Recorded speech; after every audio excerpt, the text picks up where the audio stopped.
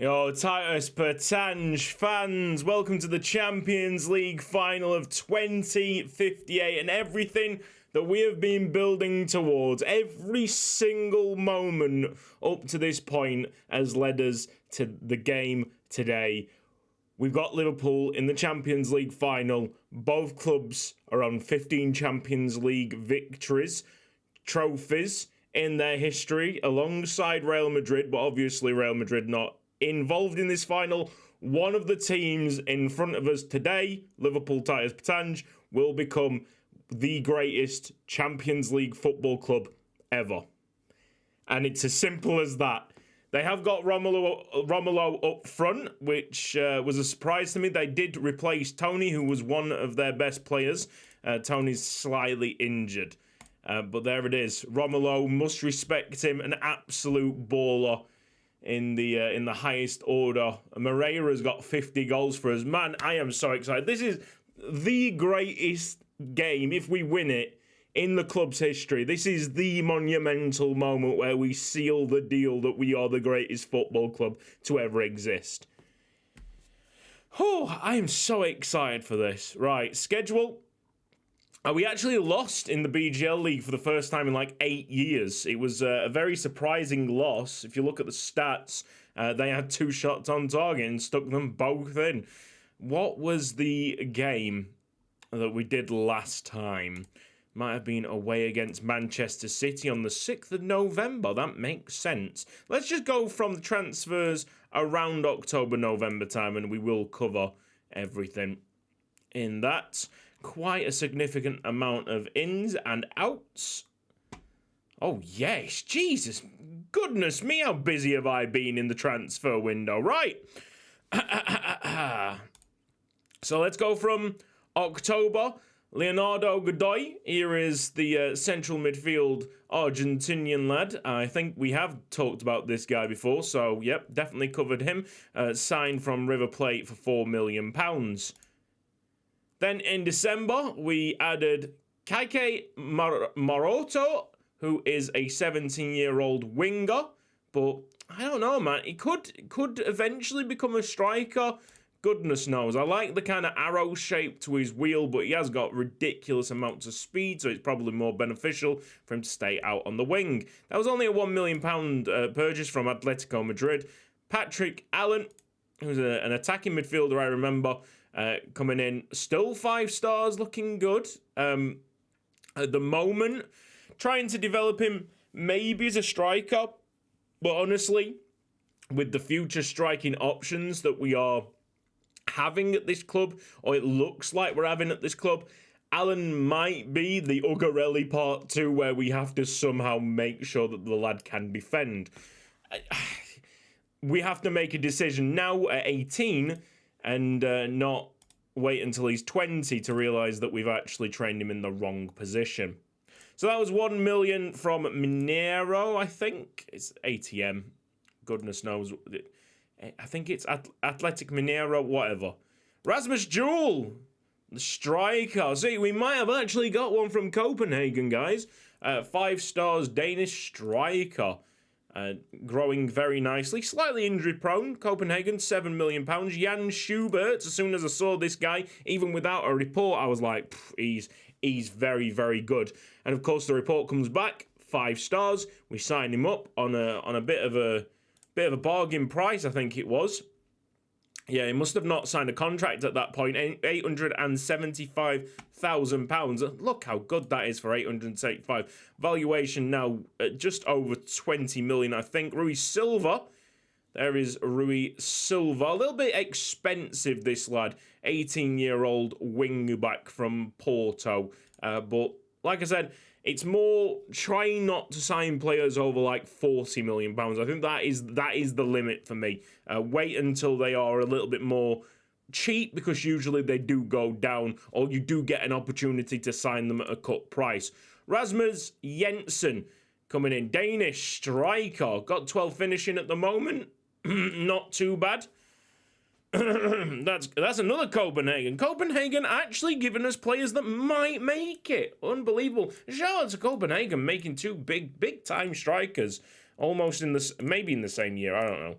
Might have been in the same year, might not have been. No idea.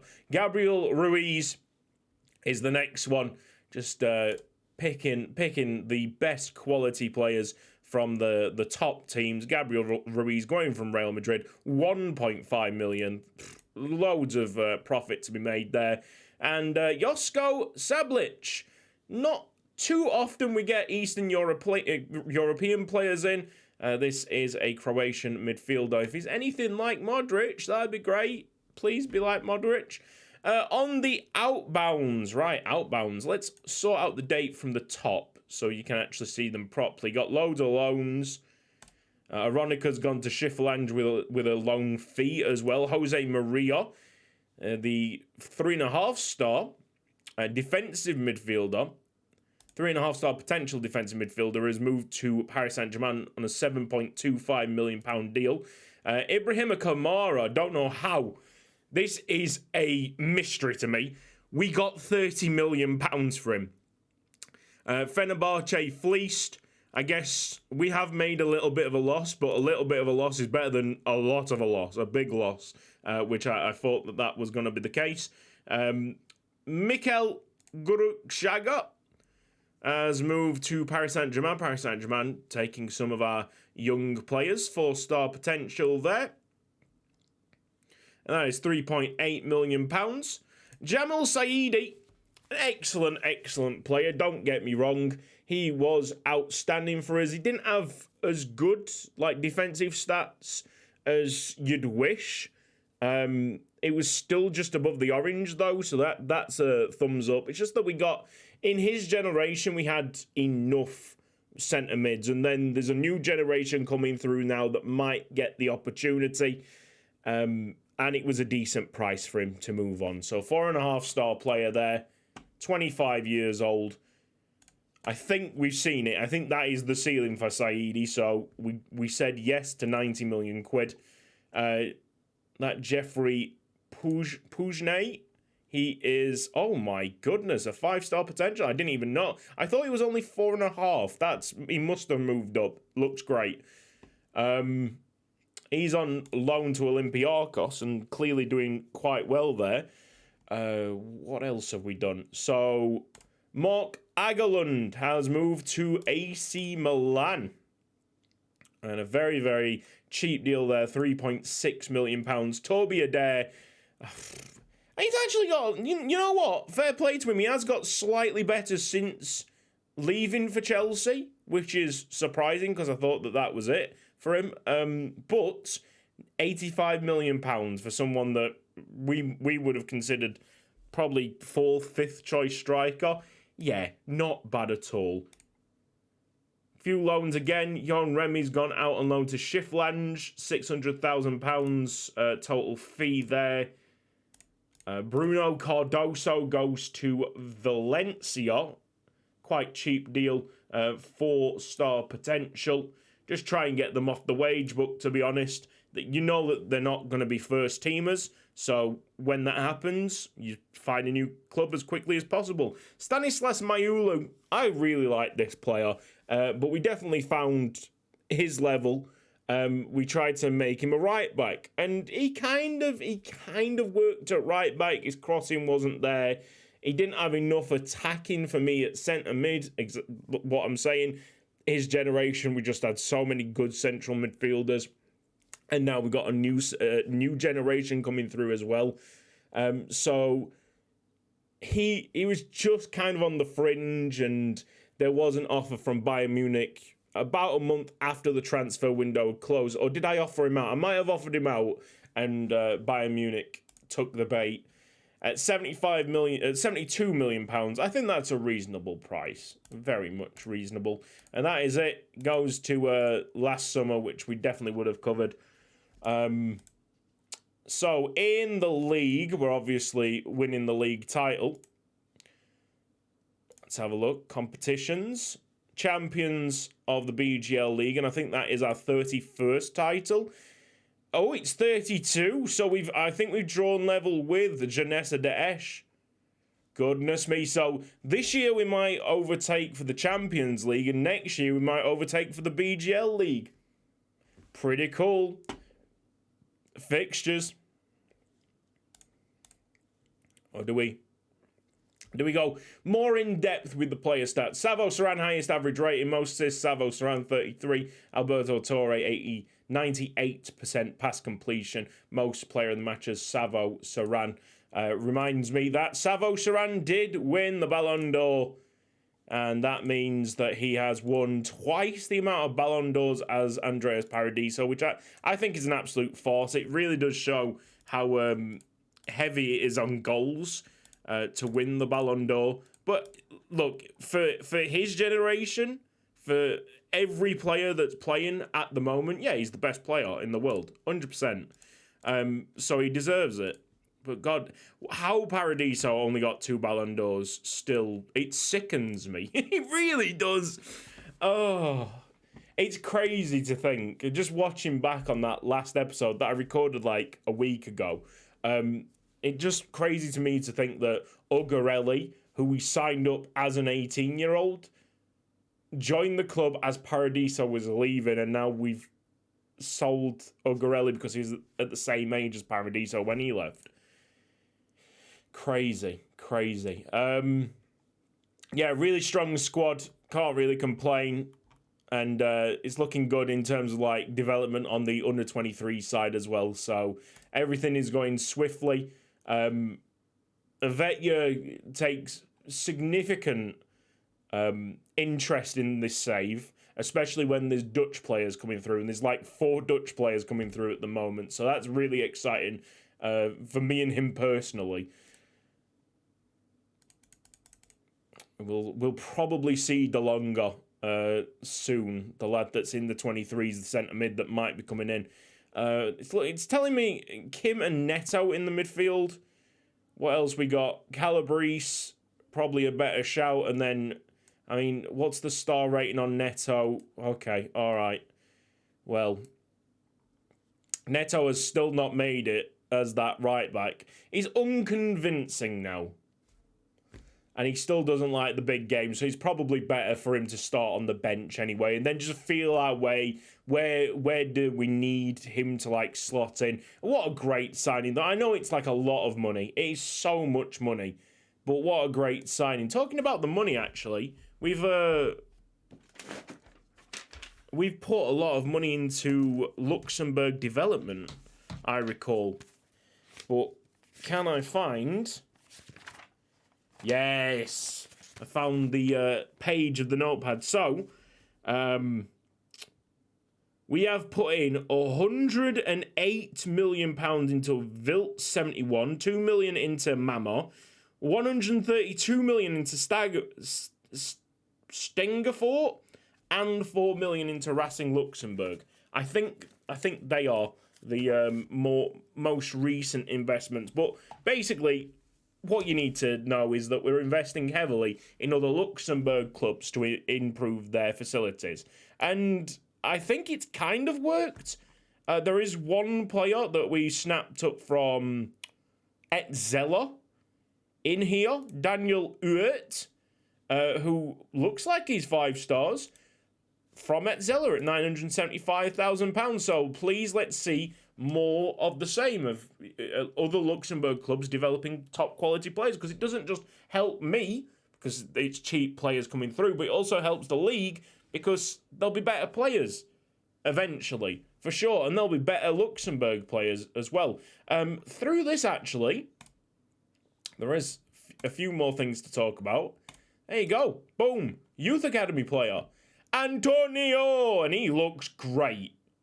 Striker. 100%. A little bit weird because he's an attacking midfielder and we have to kind of find him a position. We could also try and make him learn to defend, but I feel like we probably should go more for the striking option. We'll see. I mean, he's enjoying life at the moment, training up as a striker. Anybody else? Sergio Rodriguez came through that. I think Sablic we signed up, Gabriel Ruiz we signed up, yeah, and then Ewert we signed, yeah. So it was just Antonio in the recent youth intake, but yeah, quality addition, a great wheel for 15 years old. 15 years old. So I'm happy with this, with Kim just sitting and Calabrese higher up as the Mazzala. Moreira, Onganiot makes sense. Saran, Claude. This is strong. Very, very strong. Come on then. Edu Rubio's first Champions League final. Hopefully we don't miss our big Bosnian keeper. Let's be having it. I am very much on the lookout for like top quality keepers though. This is huge for both clubs. Because I don't think Liverpool at any stage was ahead of Real Madrid. That might be incorrect. But it's another opportunity for them to be the best side in Europe. It's an opportunity for us to finally become the best side in Europe. And match stats-wise, we're looking slightly better. But there has been no key highlights after 43 minutes. Well, that's an astounding Champions League final first half, isn't it? They've had one shot, we've had 6, but we've only put 2 on target, which is a bit worrying. And then the flurry of shots comes in. Axel Claude injured. Right then, let's have a think. So Moreira could drop in for sure. And then Joric.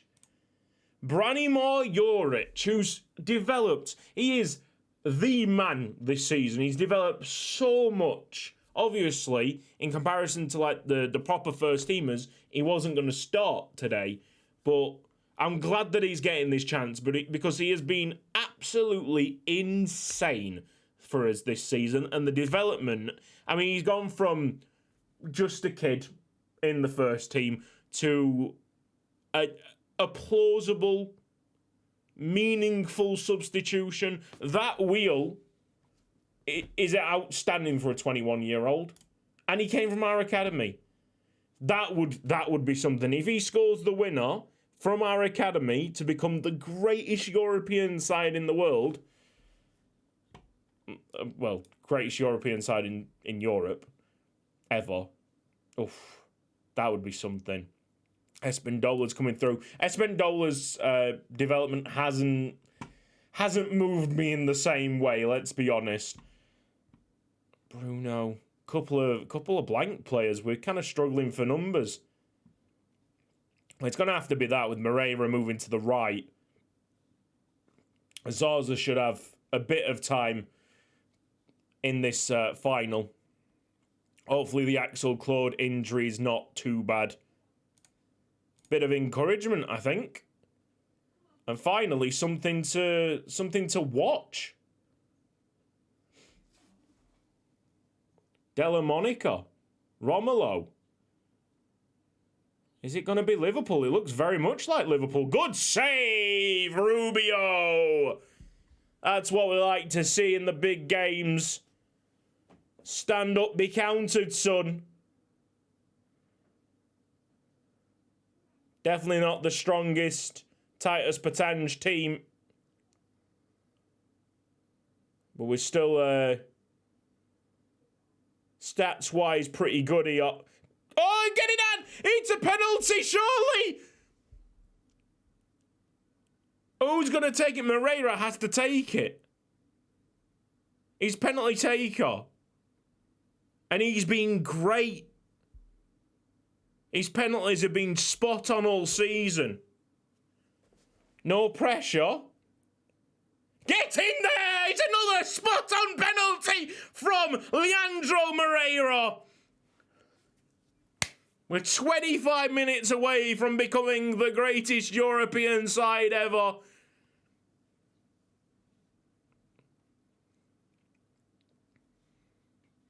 Well, this game is fairly even. Let's go into the tactics, pause the game.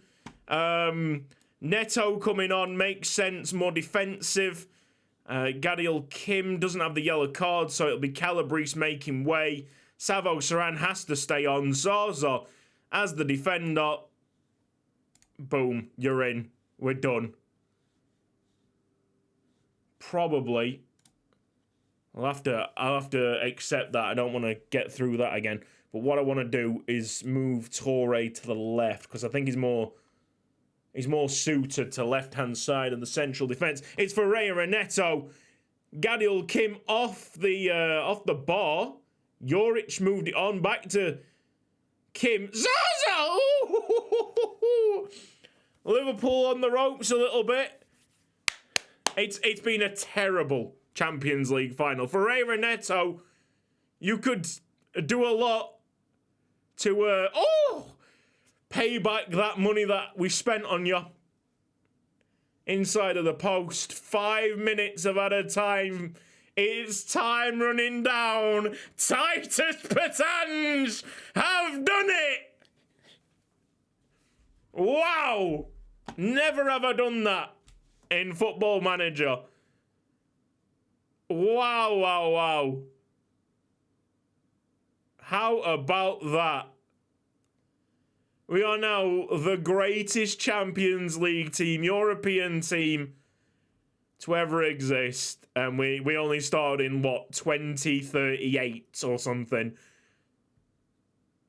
That is mental. 16 Champions Leagues, I think. It was just an awful display from both teams, to be honest. But, like, the key highlights, for the most part, came for Titus Pétange. Big save by Rubio in the net. And even though I'm a bit unsure about his future at the club and that, and we kind of need to look at a more long-term goalkeeper, made the save. And that's what you want. That's what you want, mate. And so long as he keeps on making important saves like that, what is the point of trying to get someone else in? You can develop as much as you want. But that's a big goalkeeper save. Moreira with the penalty really has got into a league of his own with the spot kicks. That is it. I think we might even get a little bit of a news article, maybe? No news article. But there is another Champions League for Titus Pétange. I still don't think we're top of the Hall of Fame, though. Jurgen! Honestly! How many more? It's the domestic cups. It's the domestic cups that are really killing us right now. I've had 29 other club trophies. Give it a rest, mate. I've won the Champions League 16 times. What more do you want me to do? God damn it. Right, well. Let's have a look at the club info, shall we? That is our 16th Champions League win. History, records, most times won, 16. Titus Pétange. We're up there now, that's it.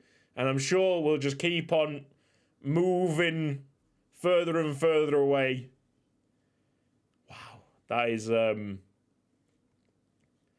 quite astonishing. Super happy. And with that, I'm done for this episode. We'll see you at, the fourth match day of the Champions League next season, probably. Unless there's something more interesting to come. See you next time. Oh, wait. One more thing. 2058, isn't it? There's a World Cup. It's a World Cup year. And we just missed out. Not just about. We just missed out. World Cup qualification, UEFA. There we are in third, and we dropped to third on the final day. It was a bit of a heartbreak. We would have obviously had to go through a playoff round to maybe get qualified for the World Cup, but we are getting close, and just a little bit closer and closer as the time goes on. Hello, look at these guys. Look at these guys. Gilles Moreira. Oh, I'm going to have to look at these. Christian Jans.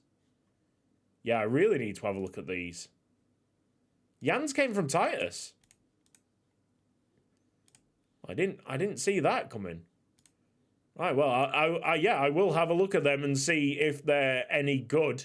Obviously, our early prediction on Christian Jans might be a little bit off, and he's started to develop into a pretty solid player. Let's make sure. Let's get them scouted. Because it would be nice to keep on having a bit of a Luxembourg contingent in the squad. Sabotage will stay as much as he can. He's 28 now. All right. Well, we'll think about that through the summer. This has been Cutsy. Thank you ever so much for watching. I'll see you next time. Bye-bye.